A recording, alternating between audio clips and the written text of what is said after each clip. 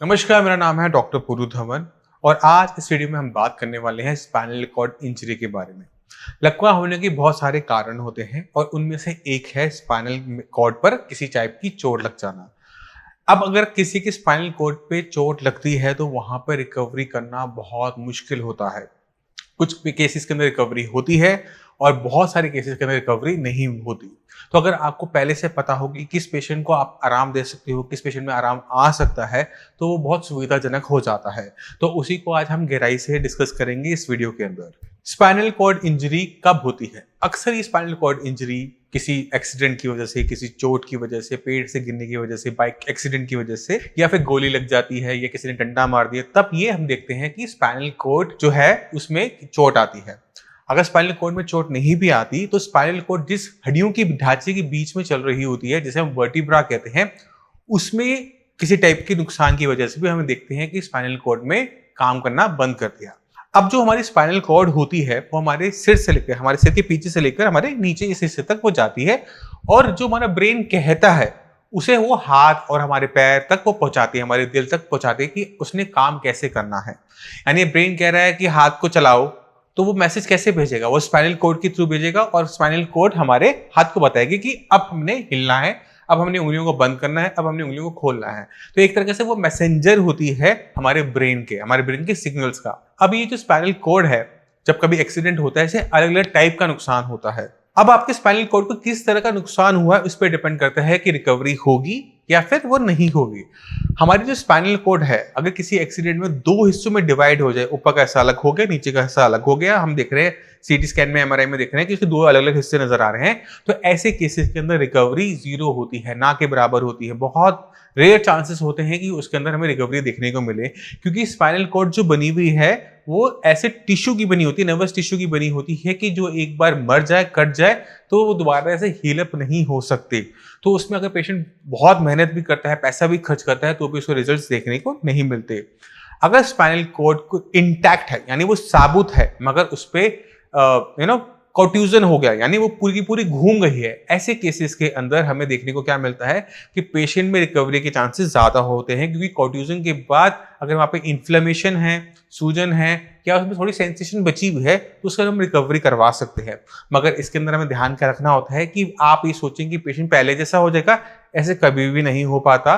कॉट्यूजन के केसेस के अंदर हम क्या देखते हैं कि पेशेंट में रिकवरी होती है, मगर वो अपने लायक पूरा नहीं बन पाता। हो सकता है लेटरिन पेशाब का पता लगना शुरू हो जाए, थोड़ा बहुत मूवमेंट आ जाए, टच का पता लगने लग जाए, हल्की फुल्की मूवमेंट आ जाए, बट अगर आप सोचो कि पेशेंट अपना वेट उठाकर खुद चलना शुरू कर दे, वो थोड़ा सा डिफिकल्ट हो जाता है। तो डिपेंड करता है कि उसमें नुकसान किस टाइप का हुआ है।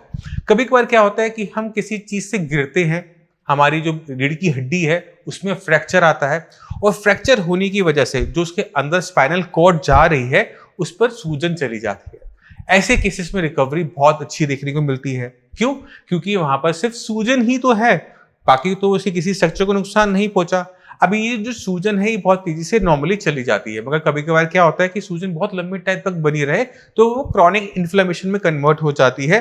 तब जाकर वहां पे हमें इंटरफेरेंस करनी पड़ती है कि अब ये जो सूजन है जो पुरानी हो गई है वो चली जाए, क्योंकि जैसे ही सूजन जाएगी पेशेंट की रिकवरी बहुत अच्छी तरीके से, बहुत स्पीड से हमें देखने को मिल जाती है।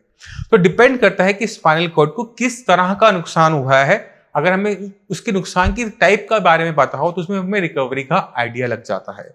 अगर स्पाइनल कॉर्ड दो हिस्सों में डिवाइड हो गई है, हम ट्रीटमेंट नहीं देते, कॉट्यूजन के केसेस के अंदर रिस्क इन्वॉल्व होता है, रिकवरी होगी या नहीं होगी, तो हमें वो करके देखना पड़ता है कि आराम आया या नहीं आया। अगर पहले 3 महीने में आराम आ गया तो ट्रीटमेंट कंटिन्यू रहता है, अगर ट्रीटमेंट से आराम नहीं आ रहा तो 3 महीने के बाद ट्रीटमेंट को पूरी तरह से बंद कर दिया जाता है। और जिन पेशेंट के अंदर इन्फ्लेमेशन होती है, जैसे मैं पहले बता चुका हूं कि इसमें रिकवरी बहुत अच्छी होती है, तो उनको एक बार मैं कहता हूं, एक बार 1-2 महीने सिर्फ हमने देखना पड़ता है। 1-2 महीने की ट्रीटमेंट में ही पता लग जाता है कि पेशेंट कितना रिकवर करेगा इन फ्यूचर।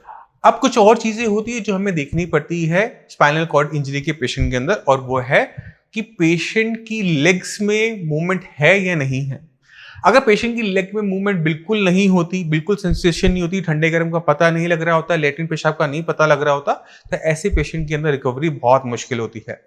अगर आपकी लेग की जो मांसपेशियां हैं वो सूख जाती हैं, ऐसा लगता है जैसे वो सूखी हुई लकड़ की तरह टांगी हो गई हैं, ऐसे केसेस के अंदर रिकवरी पॉसिबल बहुत ना के बराबर होती है। तो उसके अंदर भी हम कोशिश करते हैं कि ऐसे पेशेंट को हम ना लें। तो अगर आपको लगता है कि आपकी टांगे सूख गई हैं, आपको लगता है कि आपकी स्पाइनल कॉर्ड की इंजरी की वजह से वो 2 हिस्सों में डिवाइड हो गई हैं, तो ऐसे केसेस के अंदर हम बहुत ज़्यादा हेल्प नहीं कर पाते। हम सिर्फ उन्हीं केसेस में हेल्प कर पाते हैं जहाँ पर स्पाइनल कॉर्ड इंटैक्ट है और किसी और कारण से वो काम नहीं कर पा रही है। तो मैं उम्मीद करता हूँ इस वीडियो से आप काफ़ी कुछ समझ गए होंगे स्पाइनल कॉर्ड इंजरी के बारे में, कि वो कितने प्रकार की होती है, किस तरह से वो नुकसान पहुंचाती है स्पाइनल कॉर्ड को। फिर भी आपके माइंड में कोई भी डाउट हो, कुछ भी पूछना चाहते हो, तो हमारी डॉक्टर्स की टीम अवेलेबल है। आप उनसे बात कर सकते हैं, आप मुझसे भी आकर मिल सकते हैं। अब इसी के साथ आप सभी से मैं चलने की आज्ञा चाहूँगा। मिलते हैं अगली वीडियो में, तब तक के लिए नमस्कार।